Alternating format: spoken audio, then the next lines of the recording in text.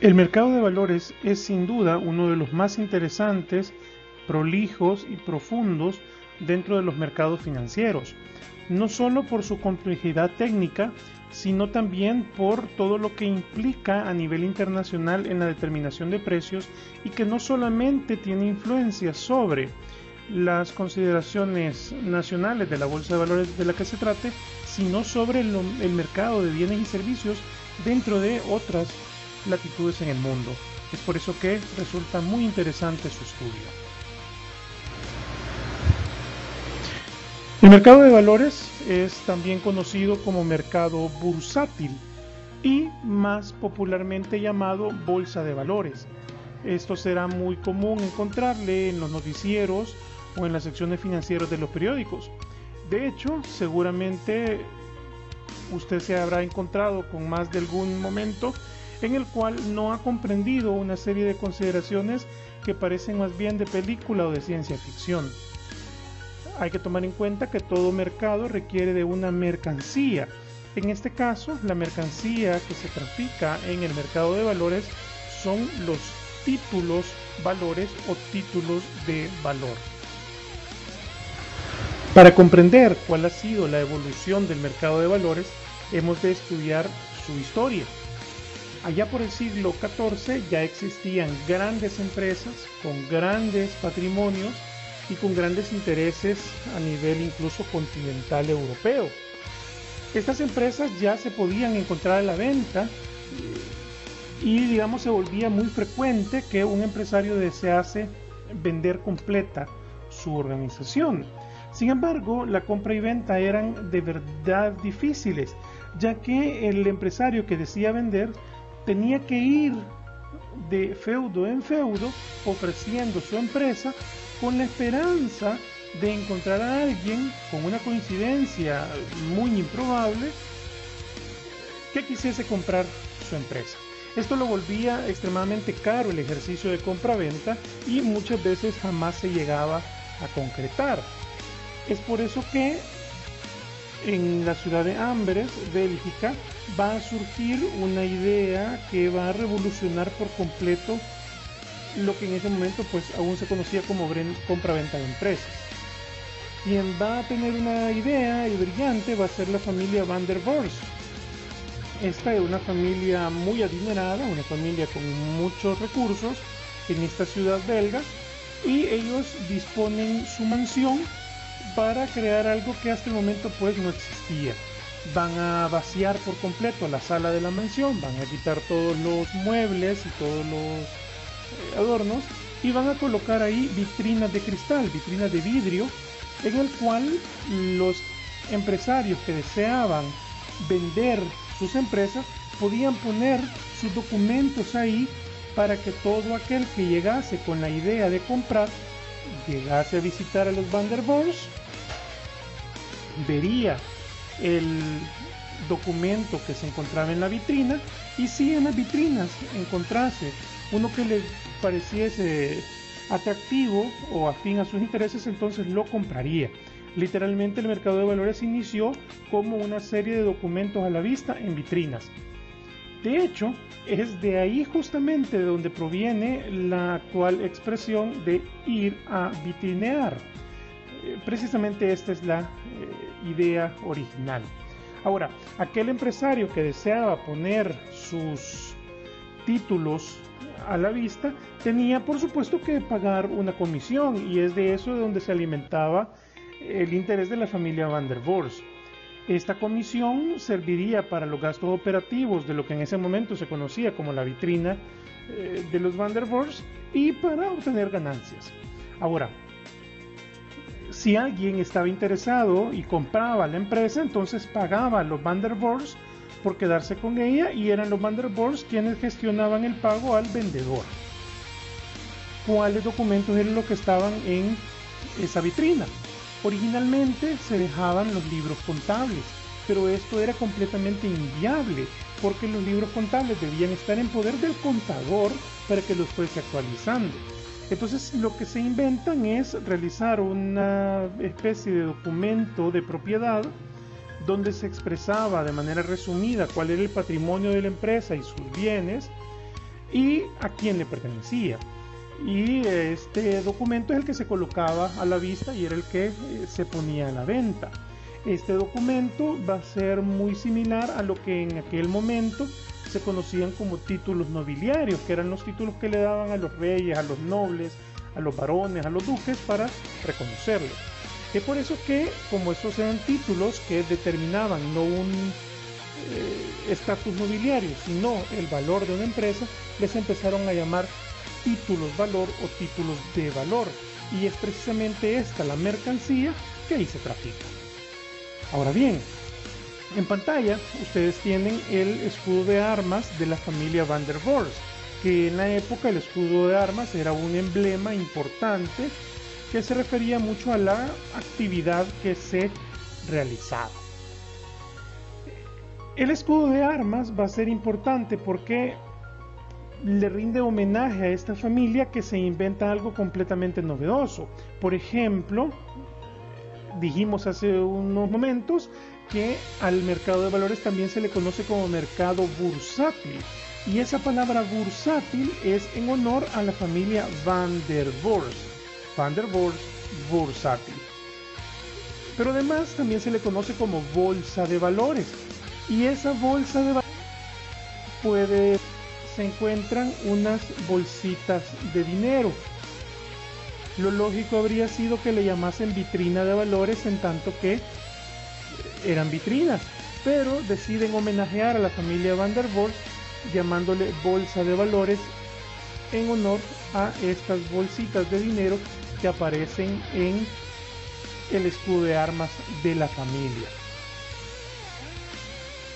Ya en unos años, en 1611, se fundaría formalmente la primera bolsa de valores en Ámsterdam. Frente a ustedes tienen un dibujo de cómo se veía esa bolsa de valores, que parece más bien un mercado con una plaza central y que precisamente denota cómo se hacían las transacciones en la época. Tristemente, a finales del siglo XVI, este edificio se consumió por completo en un incendio y pues no se tiene ya registro o evidencia de su existencia más allá de lo que los libros de historia registran. Ya para 1697, Inglaterra le da una legislación a la bolsa de valores, y esto hace que se diseminen por toda Europa. Las principales ciudades europeas deseaban tener una bolsa de valores, y no hay que confundirse. La bolsa de valores no llega a la capital del país necesariamente, sino a la ciudad donde hay mayores intereses financieros. Por ejemplo, en Inglaterra, la primera bolsa de valores no se fundó en Londres, sino en Manchester. No es el caso, por ejemplo, de París, en Francia, o de Madrid, en España, que sí alojan la bolsa de valores. Pero en el caso alemán, por ejemplo, no se encuentra en Berlín, sino en Frankfurt, por el interés financiero que ahí se denota. Ya para el siglo XVIII habría una migración hacia el nuevo país en América, hablamos de Estados Unidos, y se trasladan con la bolsa de valores hacia Nueva York. Y es en Nueva York donde se instalan en la esquina entre Broadway y Wall Street. Ya con los años se ha venido formalizando, y precisamente Wall Street es ahora el icono mundial de la bolsa de valores, siendo que es esta la más grande, prolija y portentosa del mundo. Ahora, ¿cómo funciona la bolsa de valores? Supongamos que hay dos socios que aportan $30,000 y $90,000 respectivamente para la fundación de una compañía, de una empresa. Eso quiere decir que proporcionalmente aquí el caballero de barba es propietario del 25% de la empresa y la señorita es propietaria del 75% de la empresa. Entonces, ¿cuál es la lógica de esto? Como ellos han aportado de manera proporcional, la repartición proporcional de las ganancias se hará lógicamente justo en esa cantidad. Y es así que se reparten las ganancias proporcional a la inversión que se ha realizado. Ahora, ¿qué pasaría, por ejemplo, si esta empresaria que tenemos en pantalla decide vender a un tercero una cantidad de su proporción de la empresa? Es decir, ya no tener el 75%, sino el 50%, vender un 25% extra. Entonces vendría y pondría el título valor correspondiente al 25% en el mercado de valores para que cualquiera pueda comprarlo. De hecho, podría comprarlo su socio que tienen en pantalla o cualquier otro en realidad que desee pagarlo. Hay que tener ahí el cuidado de comprender que este es un proceso minimalistamente explicado. Desde luego que esto lleva muchísimas consideraciones técnicas, muchísimas consideraciones legales que no se pueden explicar tan fácilmente, sino mediante un estudio profundo y detallado por expertos financistas. Hemos de estudiar entonces los actores que intervienen en el mercado de valores, no sin antes dar una pequeña historia. Al lado derecho pueden encontrar una fotografía de cómo luce por dentro Wall Street, particularmente en la división de NYSE, New York Stock Exchanges, y podemos observar algunas particularidades en este caso. Primero, que usted encuentra diversas pantallas controladas probablemente por incluso una única persona. ¿Por qué? Porque resulta que esta persona está operando bolsa y está observando lo que ocurre no solamente en Nueva York, sino en todo el mundo, ya que el precio de las acciones se ve reflejado e influido por diversos factores. Pero además podemos observar una cosa curiosa más, y es que usted puede observar acá diversos monitores que apuntan hacia todas partes. Y es que el mercado de valores tiene la característica de ser observable desde cualquier punto. Es decir, ninguno de ellos puede hacer algo sin que el resto de personas se entere. Al otro lado, ustedes tienen una estatua que es emblemática de Wall Street. De hecho, es conocida como The Wall Street Bull. Este se encuentra muy cercano a la sede de la Bolsa de Valores de Nueva York y es un monumento con muchísima historia. Se trata de un toro bastante gigante, bastante fuerte, bastante furioso y muy intimidante, que está amenazando a una niñita de aproximadamente unos 8 años. Pero esta niñita representa la economía que se muestra valiente frente a los embates del mercado y que se le va a enfrentar a como de lugar. Esta es una estatua, un monumento que marca de hecho una serie de tradiciones, de cábalas, incluso hasta de supersticiones por parte de los corredores de bolsa que pasan acariciando la estatua antes de entrar a trabajar para que les brinde suerte. Es sin duda uno de los lugares más emblemáticos, más hermosos relacionados a la Bolsa de Valores de Nueva York y que representa muy bien el carácter de estos mercados. Pasando pues a los actores del mercado de valores, podemos encontrar en primer lugar al emisor del título valor, es decir, la empresa que paga para que la Bolsa de Valores exhiba sus documentos negociables. Luego tendremos a la Bolsa de Valores. Aquí hay que hacer algunas acotaciones. La Bolsa de Valores absolutamente siempre será de carácter privado. No existe tal cosa como una Bolsa de Valores pública, dado que nadie confiaría en ella por la corrupción y la discrecionalidad que se estila en los gobiernos, siendo pues que las bolsas de valores se basan en la confianza de sus sistemas. Ahora, estas bolsas de valores suelen encontrarse en las ciudades financieramente más importantes y no suele haber más de una bolsa de valores por cada país. Hay que tomar muy en cuenta que estas bolsas de valores no pertenecen a una sola persona en la mayoría de los casos, sino más bien a consorcios que financian la operación y que generan confianza. La palabra confianza es importantísima, ya que de no haberla ocurrirían catástrofes como la crisis de 1929. Hay que decir también que las bolsas de valores no llevan el nombre del país, sino de la ciudad donde se encuentran. Es por eso que jamás diríamos la bolsa de valores de Estados Unidos, sino es la bolsa de valores de Nueva York, la bolsa de valores de Frankfurt, la bolsa de valores de Madrid, la bolsa de valores de Tokio, la bolsa de valores de Milán o la bolsa de valores de San Salvador. Un tercer actor es el inversionista. Precisamente es ese inversionista el que pone el dinero para que se opere en bolsa. Es el que compra los títulos valores y el que recibirá las ganancias o sufrirá las pérdidas en caso que las hubiere. Un cuarto actor es el broker. El broker, conocido también como corredor de bolsa, es un experto en movimiento bursátil que sirve como asesor del inversionista, como intermediario entre el inversionista y la bolsa de valores o como administrador propiamente dicho del dinero de los inversionistas.